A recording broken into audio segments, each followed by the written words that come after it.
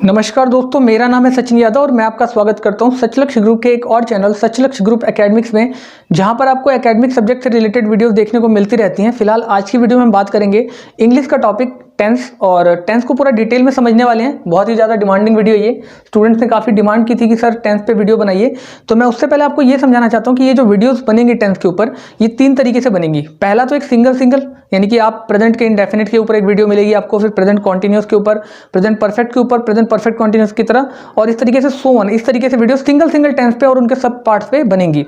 दूसरी जो होगी उसमें एक प्रेजेंट टेंस एक साथ बनेगा, यानी कि प्रेजेंट का indefinite, continuous, perfect, perfect continuous की एक वीडियो बनेगी। पास्ट के सारे टेंसेस की, past indefinite, past continuous, past perfect continuous की एक वीडियो बनेगी। ठीक है, मतलब एक ही में ये सारी वीडियोस होंगी। और इसी तरीके से फ्यूचर की एक कंबाइंड वीडियो बनेगी जिसमें फ्यूचर इंडेफिनिट, कॉन्टिन्यूस, परफेक्ट और परफेक्ट कॉन्टिन्यूस होंगे। और थर्ड कैटेगरी जो होगी, थर्ड टाइप की जो वीडियो मैं आपके लिए बनाने वाला हूं, उसमें आपको एक मैराथन वीडियो मिलेगी जिसमें आपको बेसिकली आप कह सकते हैं कि पूरा का पूरा टेंस, चाहे वो प्रेजेंट के सारे पार्ट हो, पास्ट के सारे पार्ट हो या फ्यूचर के सारे पार्ट हो, एक साथ मिल जाएंगे, जिसको हम मास्टर वीडियो या मैराथन वीडियो बोलते हैं, जिसमें टाइम मैटर नहीं करता। एक सिंगल वीडियो में पूरा आपको टॉपिक खत्म मिलेगा टेंस का। ठीक है, और ऐसा मैं इसलिए कर रहा हूँ क्योंकि कुछ स्टूडेंट सिंगल एक ही वीडियोस में सब सारा कंटेंट चाहते हैं, और कुछ ऐसे स्टूडेंट्स भी होते हैं जिनको जरूरत होती है कि यार हमें बाकी टेंस तो आता है लेकिन किसी पर्टिकुलर टेंस में प्रॉब्लम है, तो सर हमें वो पर्टिकुलर टेंस बता दीजिए। तो आप दोनों के अकॉर्डिंग मैं इस तरीके से टेंसेस बना रहा हूं। तो आई होप कि आपको ये वीडियो पसंद आएगी, और कुछ स्पेशल तरीके से मैं आपको बताने वाला हूं टेंसेस को, बहुत ही क्लियर, आपको एकदम एक बार में समझ में आएगा। एक ही तरह के सेंटेंस को लेकर मैं सारे टेंसेस का मैं यूज करके बनाने वाला हूं, ताकि आपको कंपेरिजन करना ईजी हो और चीज़ों को समझना आसान हो। बट उसके लिए आपको वीडियो एंड तक देखनी पड़ेगी। तो चलिए शुरू कर लेते हैं। सबसे पहले आप यहां पर देखिए, टेंस जो है उसका मतलब होता है काल। ठीक है, यानी समय।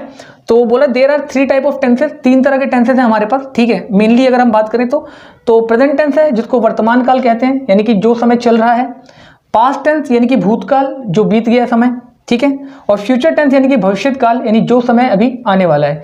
तो ये 3 तरह के मेन टेंसेस हैं, लेकिन इनकी सब कैटेगरीज भी है स्टूडेंट। इनको और अच्छी तरीके से समझने के लिए हमने फर्दर इसको डिवाइड कर रखा है। तो पहली कैटेगरी जो है उसमें लिखा है, पहले तो आप इस लाइन को पढ़ लीजिए, लिखा है tenses are further divided into 4 सब कैटेगरीज। तो 4 सब कैटेगरीज में क्यों बांटा गया मैंने आपको बताया, और अच्छी तरीके से समझने के लिए आप टेंसेस को 4 सब कैटेगरीज में बांट सकते हैं। ठीक है, तो पहली कैटेगरी जो है वो है इंडेफिनिट, दूसरी है कॉन्टिन्यूअस, तीसरा परफेक्ट और चौथा परफेक्ट कॉन्टिन्यूअस। यानी इसमें से जितने भी आपने मेन टेंसेस पढ़े हैं ऊपर, उन सबको हम 4 पार्ट्स में डिवाइड कर सकते हैं। फॉर एग्जांपल अगर मैं प्रेजेंट की ही बात करूं तो प्रेजेंट का इंडेफिनिट, प्रेजेंट का continuous, present perfect continuous, 4 tenses ये बन गए। फिर पास्ट का इंडेफिनिट, पास्ट का कॉन्टिन्यूअस, पास्ट का परफेक्ट और पास्ट का परफेक्ट कॉन्टिन्यूअस, 4 टेंसेस ये भी बन गए। इसी तरीके से फ्यूचर का indefinite, future continuous, future perfect और फ्यूचर परफेक्ट कॉन्टिन्यूअस भी एक टेंसेस का एग्जांपल हो गया। तो आप इस तरीके से कह सकते हैं कि 4 इसके बन जाएंगे, 4 इसके, 4 इसके। या यूं कह लीजिए कि 11th में एक चैप्टर होता है, ठीक है, उसका नाम है फंडामेंटल प्रिंसिपल। वैसे चैप्टर का नाम तो परम्यूटेशन एंड कॉम्बिनेशन है, बट उसमें जो रूल यूज होगा जिसके बेसिस पे मैं आपको समझाने वाला हूं, उस रूल का नाम है फंडामेंटल प्रिंसिपल ऑफ मल्टीप्लिकेशन। वो रूल क्या बोलता है, थोड़ा सा आपको वो पहले मैं समझाना चाहूंगा, उसके बाद मैं आगे बढ़ना चाहूंगा। वो रूल आपको ये कहता है कि अगर कोई एक चीज आपको m तरीके से कर सकते हो आप, ठीक है, और कोई दूसरी चीज आप n तरीके से कर सकते हो। फॉर एग्जांपल आप एक टी शर्ट 3 तरीके से पहन सकते हो, यानी 3 टी शर्ट है तो 3 तरीके से अलग अलग दिन आप पहन सकते हो। और दूसरा आपके पास एक जीन्स है, ठीक है, जिसको आप 4 दिन अलग अलग से पहन सकते हो, क्योंकि 4 जींसेज हैं आपके पास।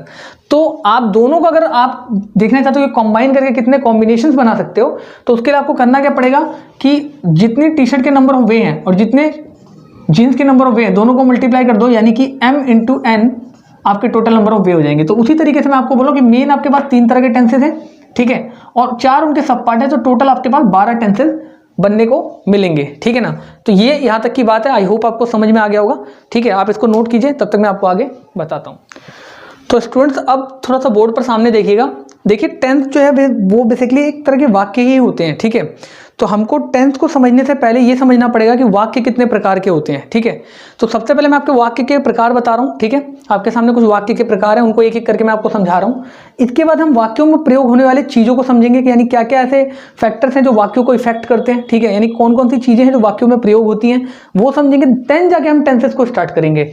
ठीक है, तो सबसे पहले आप देखिए यहाँ पर टाइप ऑफ सेंटेंसेस दे रखे हैं आपके आगे, वाक्यों के प्रकार। पहला प्रकार जो दे रखा है वो है अफर्मेटिव, यानी वाक्यों का एक टाइप है अफर्मेटिव, जिसको सकारात्मक बोलते हैं, यानी जिनमें सीधे सीधे वाक्य होते हैं। मैंने एग्जांपल के लिए आपके सामने एक ही वाक्य को अलग अलग तरीके से लिख रखा है, ताकि आप उनको एक कंपैरिजन करके अच्छी तरीके से समझ भी पाए कि वाक्यों में क्या प्रकारों के आधार पर क्या अंतर होता है।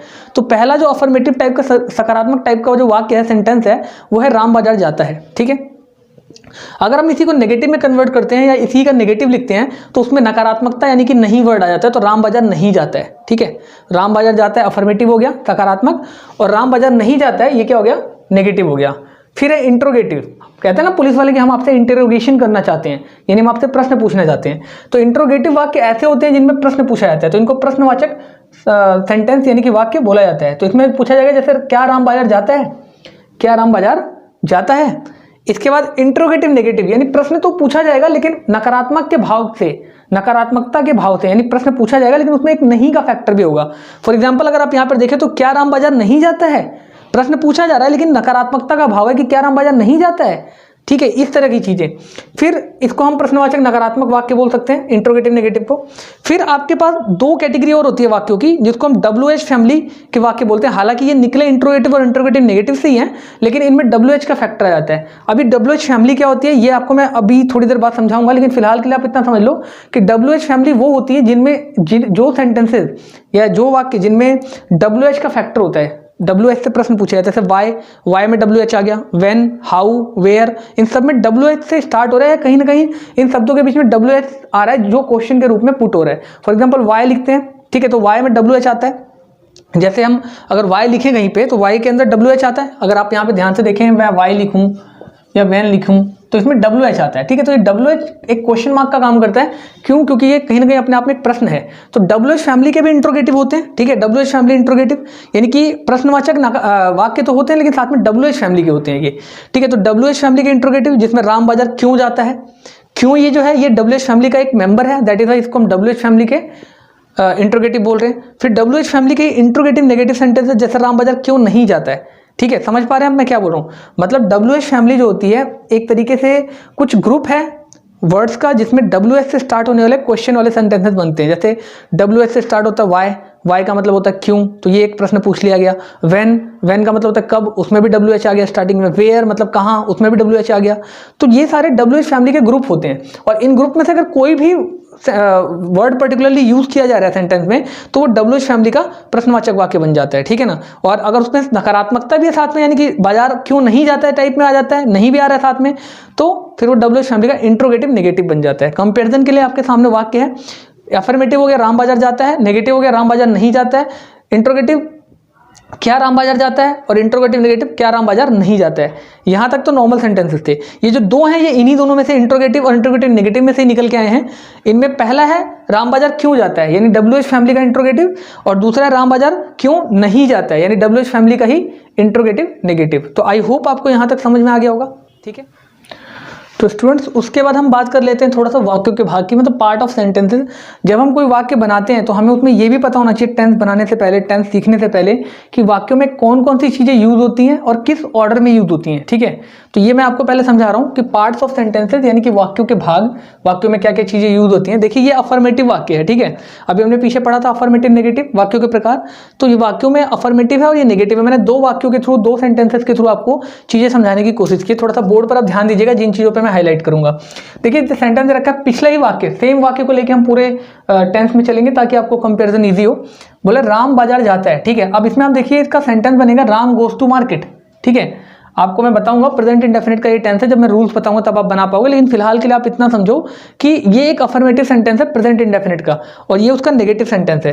तो यहां पर बोला रहा है राम बाजार जाता है, राम गोज टू मार्केट। तो इसमें राम, किसी भी सेंटेंस में राम यानी कि जो करता है, जो काम कर रहा है, उसको हम कर्ता बोलते हैं और इंग्लिश में इसको सब्जेक्ट बोलते हैं। ठीक है, तो ये मैंने आपको डिनोट कर रखा है कि चाहे राम इंग्लिश या हिंदी दोनों में, उसको हम एरो से मैंने आपके लिए बना रखा है कि ये सब्जेक्ट है आपके लिए। ठीक है, इसी तरीके से आपका जो बाजार जाता है का बना है गोज टू मार्केट, तो इसमें ये जो वर्ड है गोज, ठीक है, ये जो गोज है, ये गोज में सिर्फ गो की अगर हम बात करें इस पोर्टिकल की, तो गो मैंने आपके लिए लिखा है, ये क्या है, वर्ब है। ठीक है, क्रिया है आपके लिए। और टू मार्केट कहाँ जाता है, मार्केट को जाता है, बाजार को जाता है। तो जो भी काम कर्ता के द्वारा यानी कि सब्जेक्ट के द्वारा किया जाता है, कार्य करने को तो क्रिया बोलते हैं, सब्जेक्ट जो काम कर रहा है, वो जो कार्य किया जा रहा है वो क्रिया हो गया, वर्ब हो गया, और जो भी काम उसके द्वारा किया जा रहा है उसको हम कर्म बोलते हैं यानी कि ऑब्जेक्ट बोलते हैं। तो एक वाक्य के बेसिकली मेन ये तीन भाग होते हैं। ठीक है, किसी भी सेंटेंस में ये तीन चीजें आती हैं, सब्जेक्ट, ठीक है, वर्ब की फर्स्ट फॉर्म या मतलब वर्ब कह सकते हो आप, और ऑब्जेक्ट। ठीक है, ये तो आएगा ही आएगा। लेकिन एक सेकंड केस और भी हो सकता है, जब आपका सेंटेंस के अंदर आपका सब्जेक्ट, तो जैसे एक नेगेटिव का एग्जांपल देके मैंने आपको समझाया है, उसी का सेम, राम बाजार नहीं जाता है, ठीक है। तो Ram does not go to market, Ram बाजार नहीं जाता, ये सेंटेंस है, Ram does not go to market. तो इसमें आप देखिए राम तो हो गया आपका सब्जेक्ट, मैंने यहाँ हाईलाइट कर रखा है, राम आपका सब्जेक्ट हो गया जिसको हम कर्ता बोलते हैं हिंदी में, काम करने वाला, ठीक है, राम काम कर रहा है। और इसके बाद डज नॉट, तो ये जो डज नॉट में ये जो डज है ना, इसको हेल्पिंग वर्ब बोलते हैं, इंग्लिश में इसको क्या बोलते हैं, हेल्पिंग वर्ब बोलते हैं। हेल्पिंग वर्ब यानी सहायक क्रिया है ये, ठीक है। इसके बाद नॉट यानी कि नहीं, क्योंकि नकारात्मक वाक्य है, नहीं वर्ड यूज हो रहा है तो नकारात्मकता तो आएगी, नॉट आएगा। फिर है आपका गो यानी कि जाना, वर्ब क्रिया, तो मैंने आपको बताया था सब्जेक्ट तो आएगा ही आएगा, यानी कि कर्ता तो होगा ही, वर्ब भी होगी, ठीक है, और साथ में ऑब्जेक्ट भी होगा, तो ये तो होगा। बस इस सेंटेंस में नई चीज क्या आई है, इस सेंटेंस में नई चीज है कि हेल्पिंग वर्ब भी आ गई है, यानी कि डू और डज का यूज भी होगा, जिसमें कि डज जो है आपका यहाँ पर यूज होगा, जो कि एक हेल्पिंग वर्ब है, सहायक क्रिया है। सहायक क्रिया का काम क्या होता है, ये क्रिया की यानी कि वर्ब की हेल्प करती है, जैसा कि नाम से ही पता चल रहा है, सहायक क्रिया, तो क्रिया की हेल्प करने वाली है ना। तो राम हो गया आपका सब्जेक्ट यानी कि कर्ता जो काम कर रहा है, डज हो गया हेल्पिंग वर्ब सहायक क्रिया जो कि क्रिया की हेल्प करेगी, नॉट इसलिए आया क्योंकि नहीं है, और वर्ब जो है वो क्रिया हो गई। और टू मार्केट, राम बाजार नहीं जाता है, पर कहाँ नहीं जाता है, राम बाजार नहीं जाता है, राम नहीं जाता है बट कहाँ को नहीं जाता है, बाजार को नहीं जाता है, तो टू मार्केट लगेगा ऑब्जेक्ट, यानी जो भी काम राम के द्वारा किया जा रहा है, बाजार जाने का काम किया जा रहा है, वो ऑब्जेक्ट हो गया, कर्म हो गया। तो एक बात आप इसमें ध्यान से समझेंगे कि आपने एक चीज नोट किया होगा कि हमेशा, ठीक है, जो नॉट है वो देखिए आपने ध्यान से, नॉट जो है वो गो से यानी वर्ब से पहले आ रहा है। तो कभी भी आप नोट करेंगे कि जो नॉट होता है वो हमेशा वर्ब से पहले आएगा, कोई भी दुनिया का कोई भी टेंस हो, इस बात को आप नोट करके लिख लीजिए कहीं पे कि दुनिया का कोई भी सेंटेंस हो उसमें जो नॉट होगा, नेगेटिव में जब भी नॉट आएगा नेगेटिव सेंटेंस में, वो हमेशा वर्ब से पहले आएगा, ठीक है। तो एक सेंटेंस के बेसिकली ये 3 या 4 पार्ट होते हैं, एक आपका सब्जेक्ट हो गया, एक आपका हेल्पिंग वर्ब हो गई, एक आपका हेल्पिंग वर्ब के साथ साथ वर्ब हो गई, ठीक है, और ऑब्जेक्ट हो गया। अब आप बात करेंगे नॉट का, तो नॉट किसी में आता है किसी में नहीं भी आता है, तो वो इतना मैटर नहीं करता, वो आप अपने अकॉर्डिंग लगा लेना, और अगर नॉट आता है तो हमेशा वर्ब से पहले आएगा, इस बात को ध्यान रखिएगा। तो सब्जेक्ट हो गया, ठीक है, हेल्पिंग वर्ब हो गई, ठीक है, नॉट हो गया, वर्ब की फर्स्ट फॉर्म या जो भी फॉर्म आप first second third according to sentence लगेगा वो लगा लेंगे, और देन आपका ऑब्जेक्ट आ जाएगा। यानी कि सबसे पहले कार्य करने वाला कर्ता आता है सब्जेक्ट में, ठीक है, सबसे पहले क्या आता है, सबसे पहले की बात नहीं, वो तो सेंटेंस के ऊपर डिपेंड करता है कि सेंटेंस कौन सा बन रहा है। अगर आपका इंट्रोगेटिव सेंटेंस बना रहे हैं तो इंट्रोगेटिव सेंटेंस में आपका सब्जेक्ट सबसे पहले नहीं आएगा, लेकिन मैं आपको बस यहाँ पे ये बताना चाह रहा हूँ कि एक सेंटेंस में बेसिकली क्या क्या पार्ट्स यूज किए जाते हैं। एक सब्जेक्ट आता ही आता है, जरूर आएगा, हेल्पिंग वर्ब भी आती है, ठीक है, अगर आपका नेगेटिव सेंटेंसेस वगैरह आ रहे हैं तो हेल्पिंग वर्ब वगैरह भी आएगी, ठीक है, या अफर्मेटिव, इंट्रोगेटिव, अफर्मेटिव को छोड़ के बाकी सब में हेल्पिंग वर्ब आता है। तो आपका सब्जेक्ट हो गया, ठीक है, आपका एक तो सब्जेक्ट हो गया, एक आपकी हेल्पिंग वर्ब हो गई, एक आपकी वर्ब हो गई, और एक आपका ऑब्जेक्ट हो गया। जिसमें से अगर आप मेन में लेना चाहो तो सब्जेक्ट हमेशा आपको देखने को मिलेगा, वर्ब हमेशा देखने को मिलेगी, और ऑब्जेक्ट हमेशा देखने को मिलेगा। सब्जेक्ट क्या हो गया, जो काम कर रहा है उस सेंटेंस में, कर्ता जिसको बोलते हैं। वर्ब क्या हो गई, जो क्रिया है, ठीक है, और ऑब्जेक्ट यानी उस कर्ता के द्वारा जो मेन सब्जेक्ट है उसके द्वारा जो भी काम किया जा रहा है उसको ऑब्जेक्ट बोलते हैं। तो आई होप आपको यहाँ तक समझ में आ गया होगा, ठीक है। चलते हैं थोड़ा सा और आगे। तो स्टूडेंट्स अब हम बात करेंगे WH फैमिली की, ठीक है। आपको टेंस समझाने से पहले मैं जरूरी समझता हूँ कि WH फैमिली भी आपको पता होनी चाहिए, क्योंकि बार बार यूज होने वाली सेंटेंसेस में, तो आपको WH फैमिली बिल्कुल क्लियर होनी चाहिए कि WH फैमिली क्या होती है, उसका कैसे यूज करते हैं, और उनमें कौन कौन से वर्ड्स यूज होते हैं, ठीक है। तो सबसे पहले बोला WH family is the group of words starting mainly with the WH, ठीक है, वर्ड WH से स्टार्ट होते हैं ये। तो WH फैमिली क्या होता है, एक ग्रुप है वर्ड्स का, ठीक है, जो कि स्टार्ट होते हैं वर्ड WH से। जैसे कि एग्जांपल के लिए वाई मतलब क्यों, तो क्यों में WH वर्ड यूज होता है, ठीक है, स्टार्टिंग में ही होता है मेनली, ज़्यादातर तो WH स्टार्टिंग में यूज हो जाता है, लेकिन एक आध ऐसे हैं जैसे कि आप कह सकते हो WH में आप व्हेन है, एक आध ऐसे हैं जिनमें WH बाद में भी यूज होता है, जैसे W बाद में है, एंड में है, और H पहले है। तो वाई मतलब क्यों हो गया, व्हेन मतलब कब हो गया, हाउ मतलब कैसे हो गया, साथ साथ आप चाहो तो नोट भी कर सकते हो। हु हो गया जिसका मतलब होता है कौन, वेयर मतलब कहाँ, हुम मतलब किसका, मतलब किनका, हुज मतलब किसका, ये होता है किसका, ये होता है किनका। अब देखिए किनका में एक से ज्यादा लोग भी हो सकते हैं, ठीक है, जैसे हम कह सकते हैं कि ये किनका सामान है, तो एक से ज्यादा लोग भी हो सकते हैं, या फिर हम किसी बड़े के लिए यूज करते हैं किनका का। जैसे मेरे से कोई एल्डर है, बड़ा है, तो मैं उनके लिए बोलूंगा ये किनका सामान है, क्या ये पिताजी का सामान है, ठीक है। तो इस तरीके से किनका यूज होता है, ठीक है। हुज हो जाता है किसका, अपने से छोटे अपने बराबर वालों के लिए यूज कर सकते हैं हुज, और ये सिंगुलर को शो करता है, यानी एक सिंगुलर नंबर के लिए यूज होता है कि किसका सामान है ये, ठीक है, हुज किसका सामान, विच कौन सा, ठीक है, एसेट्रा, ये सारे वर्ड्स इसमें यूज होते हैं WH फैमिली में। तो बेसिकली मैं आपको बताना चाहूंगा कि WH फैमिली जो होती है वो ग्रुप होती है वर्ड्स का जो कि स्टार्ट होते हैं WH से। एग्जांपल के लिए WH वाई, वाई हो गया, वाई मतलब कौन, व्हेन हो गया, हाउ हो गया, ठीक है, व्हेन मतलब कब, हाउ कैसे, हु किसका, कौन, वेयर कहाँ पे, ठीक है, और हुम किनका, हुज किसका, विच किसका, ठीक है, ये सारी चीज़ें कहाँ पे, तो ये सारी चीज़ें हैं। राम बाजार क्यों जाते हैं, अब सेंटेंसेस में यूज़ करके मैं आपको दिखा रहा हूँ, इसको ध्यान से देखिएगा। तो WH फैमिली में ये चीज़ें उठ के आगे आ जाती हैं। WH फैमिली में जो क्यों है ना वर्ड, क्यों, ठीक है, क्यों मतलब वाई, तो ये वाई उठ के आगे आ जाता है सबसे पहले, ठीक है। और राम बाजार क्यों नहीं जाता है, अगर आता है तो भी WH फैमिली में क्यों अगर लगा है, कहाँ लगा है, कैसे लगा, ये सब लगते हैं WH फैमिली के वर्ड सबसे पहले आते हैं। बाकी मैं जब आपको रूल समझाऊंगा तो डिटेल में समझाऊंगा, फिलहाल आप इतना समझ लो कि WH फैमिली जब भी आएगी उसका वर्ड सबसे पहले स्टार्टिंग में सेंटेंस के पहले लगेगा टेंथ के अंदर, ठीक है। बाकी चीज़ें बाद में लगेंगी लेकिन वो पहले लगेगा। इसके बाद फिर आपका हेल्पिंग वर्ब लगता है, उस टेंस में जो भी हेल्पिंग वर्ब यूज होता है, चाहे डू यूज हो रहा है, डज यूज हो रहा है, इज एम आर यूज हो रहा है, वाज वर यूज हो रहा है, कुछ भी यूज हो रहा है वो इसके बाद लगेगा और फिर वहाँ से सब्जेक्ट वगैरह नॉट वगैरह स्टार्ट होता है, ठीक है ना। तो आई होप आपको यहाँ तक समझ में आ गया होगा, इसको नोट डाउन करके अच्छी तरीके से रख लीजिए। और अब चलते हैं तो दोस्तों, अब हम थोड़ा सा बात करेंगे फ्यूचर टेंस के बारे में। फ्यूचर इंडेफिनिट टेंस हमारा पहला टेंस है फ्यूचर के अंदर। और पहचान की अगर हम बात करें तो इन वाक्यों के अंत में गा, गी, गे आदि शब्द पाए जाते हैं। जैसे फॉर एग्जांपल अगर हम बात करें तो राम बाजार जाएगा, ठीक है, सीता खाना पकाएगी, ठीक है, मोहन विद्यालय को जाएगा, ठीक है। तो ये जो गा, गी, गे आदि शब्द होते हैं यही इसकी पहचान होते हैं। अगर इसके अंत में ये लगा हुआ है, ठीक है, तो ये फ्यूचर का इंडेफिनिट टेंस है, ठीक है। तो हम उसी सेम एग्जांपल को लेके चलेंगे राम वाले सेंटेंस को जो हम सभी टेंसेस में बनाते हुए आए हैं। और इससे पहले की वीडियोस को जरूर देख लीजिएगा, खास करके इंडेफिनिट अगर आप पढ़ रहे हैं किसी भी टेंस का तो इंडेफिनिट की सारी वीडियोस देख लेंगे तो कंपैरिजन थोड़ा सा ईजी हो जाएगा, ठीक है। तो बोले राम बाजार जाएगा, इसमें गा, गी के आदि में पहला सेंटेंस है, ठीक है। तो गा आया है, राम बाजार जाएगा। तो एक बात बनाने से पहले सेंटेंस को आप एक बार ध्यान रखेंगे कि यहाँ पर हेल्पिंग वर्ब जो लगता है विल और शैल लगता है, ठीक है। यहाँ पे जैसे विल लगा हुआ है तो हेल्पिंग वर्ब जो है वो दो चीजें लगती है, एक शैल लगता है, एक विल लगता है, ठीक है। ये बात ध्यान रखेंगे आप। ऊपर मैंने आपके लिए कंडीशन लिख दी है। नॉर्मल सिचुएशन में आई और वी के साथ, इन दोनों के साथ शैल लगता है, ठीक है, आई और वी के साथ शैल लगता है, लेकिन नॉर्मल सिचुएशन में ये बात ध्यान रखेंगे।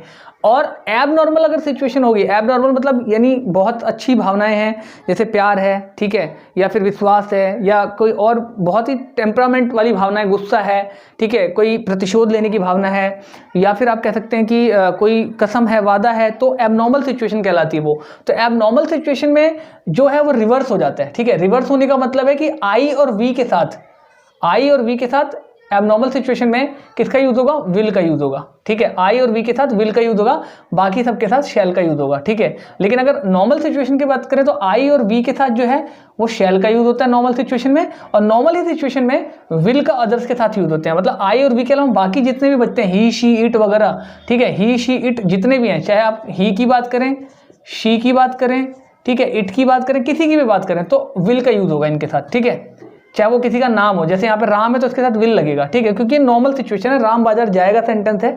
तो बाजार जाना एक नॉर्मल सा प्रोसेस है, इसमें कोई सी भी तरह की भावना का जिक्र नहीं हो रहा है, कोई भी गुस्सा, प्यार, ऐसी किसी भी भावना का पता नहीं चल रहा, इसलिए यहाँ पर आप बात करेंगे तो विल का यूज हुआ है राम के साथ। लेकिन ये अगर एबनॉर्मल सिचुएशन होता, लेट करो कि एक गुस्से की बात है कि मैं तुम्हारा खून कर दूंगा, ये अगर सेंटेंस है, मैं तुम्हारा खून कर दूंगा, तो उस केस में आई विल किल यू, ये सेंटेंस बनेगा। समझ पा रहे हैं आप, आई के साथ उस केस में विल का यूज होगा। तो यही मैं आपको कहने की कोशिश कर रहा हूं कि आई के साथ विल का यूज होगा। समझ पा रहे हैं, आई के साथ किसका यूज होगा, विल का यूज होगा एब नॉर्मल सिचुएशन में। लेकिन नॉर्मल सिचुएशन में आई और वी के साथ शैल का यूज और बाकी सब के साथ विल का यूज होगा। और बाकी सब में क्या चीजें हैं, ही, सी, इट, नेम एक्सेट्रा, ये सारी चीजें आ जाएंगी। बाकी जितने भी आपके प्रोनाउंस हैं वो सारे आ जाएंगे, ठीक है। तो अदरवाइज मैंने बोला वाइस वर्सा, वाइस वर्सा का मतलब ही होता है अपोजिट, यानी ये रूल बदल जाएगा, यानी तब आई और वी के साथ विल का यूज होगा, ठीक है, और बाकी सबके साथ शैल का यूज होगा। तो इसको थोड़ा सा अच्छे से नोट कर लीजिएगा, कई बार बोला है मैंने, रिपीट किया है, आप वीडियो को रिवाइज कर लीजिएगा, पॉज करके नोट डाउन कर लीजिएगा, जैसे आपको ठीक लगे नोट डाउन कर लीजिएगा। ये बहुत इंपॉर्टेंट चीज़ है, क्योंकि आगे इसी पे पूरा सेंटेंस बनने वाला है। जब तक आपको यही नहीं पता चलेगा कि विल का यूज़ किसके साथ करना है, शैल का यूज़ किसके साथ करना है, किसके साथ क्या लगेगा, तब तक आप सेंटेंस कैसे बना पाएंगे। तो सबसे इंपॉर्टेंट बात कि इसकी पहचान, और उसके बाद ये जो हेल्पिंग वर्ब लगते हैं, will, shall, do, does, is, am, are, was, were, ये जो भी लगते हैं वो कब किस किस सिचुएशन में क्या लगेगा, तो ये आपको टेंसेस में बहुत इंपॉर्टेंट रोल प्ले करते हैं। तो स्टार्ट कर लेते हैं फिर से एक बार अगेन। पहचान है कि जो फ्यूचर इंडेफिनिट टेंस होते हैं उनके वाक्यों के अंत में गा, गी, गे आदि शब्द पाए जाते हैं।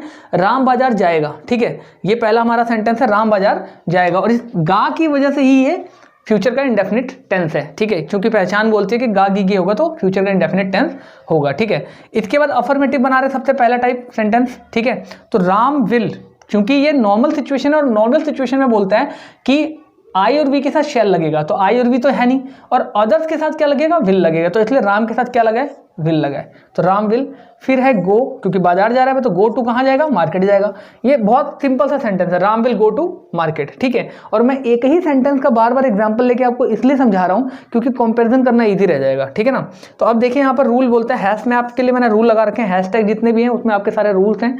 मेरा एक ही फॉर्मेट चल रहा है फ्रॉम डे 1, जब से मैंने टेंस की सीरीज शुरू की है, सारे मेरे रूल्स एक जैसे हैं, आप मिलाकर देख लीजिएगा।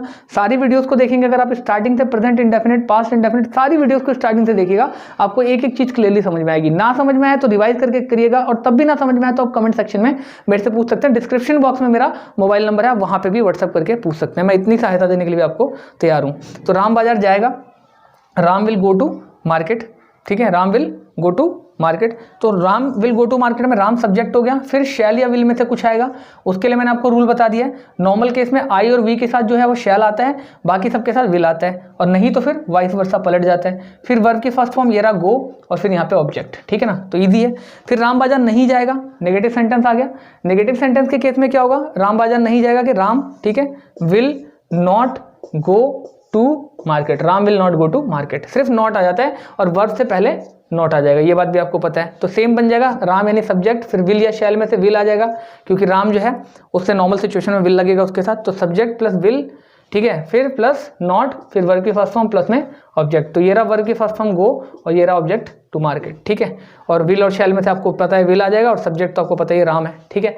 सिमिलरली यहाँ पर इंट्रोगेटिव आ गया, क्या राम बाजार जाएगा, प्रश्नवाचक, ठीक है।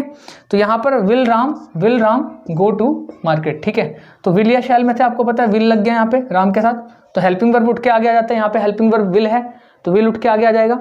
फिर सब्जेक्ट ये रहा राम, फिर वर्ब की फर्स्ट फॉर्म ये रहा गो, फिर ऑब्जेक्ट टू मार्केट, ठीक है, तो इजी है। फिर क्या राम बाजार नहीं जाएगा, ठीक है, इंट्रोगेटिव नेगेटिव, तो will Ram not go to market, ठीक है, will Ram not go to market, तो विल या शैल में से एक आगे आ जाएगा, फिर सब्जेक्ट, ठीक है, फिर नॉट, फिर वर्ब की फर्स्ट फॉर्म, फिर ऑब्जेक्ट। तो सेम रूल है, सब्जेक्ट ये रहा राम, फिर नॉट ये रहा, फिर वर्ब की फर्स्ट फॉर्म गो, और फिर ऑब्जेक्ट यानी मार्केट, और क्वेश्चन मार्क सबसे एंड में लगेगा ही लगेगा। अब मैं आपको ट्रिक बता रहा हूँ, हर वीडियो में बताता हूँ, WH फैमिली का इंट्रोगेटिव और WH फैमिली का इंट्रोगेटिव नेगेटिव बनाने के लिए, इसमें भी बताऊंगा, ठीक है। अब हम बार बार उसको लिखना नहीं करेंगे, हम सीधे उस ट्रिक्स के थ्रू समझ लेंगे। जैसे आपके सामने यहाँ इंट्रोगेटिव दिया हुआ है, ठीक है, ध्यान रखेंगे, इंट्रोगेटिव सेंटेंस यहाँ दिया है, क्या राम बाजार जाएगा, तो इंट्रोगेटिव सेंटेंस का बना है will Ram go to market. अगर इस will Ram go to market के आगे आप WH फैमिली का वर्ड लगा दें, जैसे है कि राम बाजार क्यों जाएगा, WH फैमिली का सेंटेंस बन गया ना इंट्रोगेटिव, तो उसके आगे हम WH फैमिली का वर्ड कीवर्ड जो कि वाई लगा दें, क्योंकि भाई क्यों के लिए वाई लगता है ना, तो वाई WH फैमिली का वर्ड है। आपने अगर पिछली वीडियो देखी होगी तो आपको पता होगा, बाकी इस वीडियो में भी थोड़ी देर पहले मैंने आपको बताया था। तो आप वाई लगा देंगे, why will Ram go to market, तो ये WH फैमिली का इंट्रोगेटिव बन गया। सिमिलरली इसके लिए भी ट्रिक है, आपने क्या करना है, सिर्फ interrogative negative sentence as it is लिखना है, will Ram not go to market, क्या राम बाजार नहीं जाएगा, ये तो इंट्रोगेटिव नेगेटिव हो गया। लेकिन अगर WH फैमिली का इंट्रोगेटिव नेगेटिव होगा तो वो कैसा होगा, वो होगा राम बाजार क्यों नहीं जाएगा, बीच में यहाँ क्यों आ जाएगा, राम बाजार क्यों नहीं जाएगा या राम बाजार कब नहीं जाएगा। तो क्या करेंगे, WH फैमिली का वो जो वर्ड होगा, अगर क्यों है तो वाई, और अगर कब है तो व्हेन आ जाएगा, ठीक है। When will Ram not go to market बन गया WH फैमिली का इंट्रोगेटिव नेगेटिव, इतना इजी था, ठीक है। तो इससे अच्छी ट्रिक मेरे ख्याल से आपको पूरे इंटरनेट पे नहीं मिलेगी, आपको बस सिर्फ इंट्रोगेटिव और इंट्रोगेटिव नेगेटिव के रूल याद रखने, बाकी ओवरऑल सबके लिए मैंने आपको ट्रिक्स बता रखे हैं। तो आई होप आपको ये वीडियो समझ में आई होगी, पसंद आई होगी। तो मिलते हैं नेक्स्ट वीडियो में, till then take care, have a good day, bye.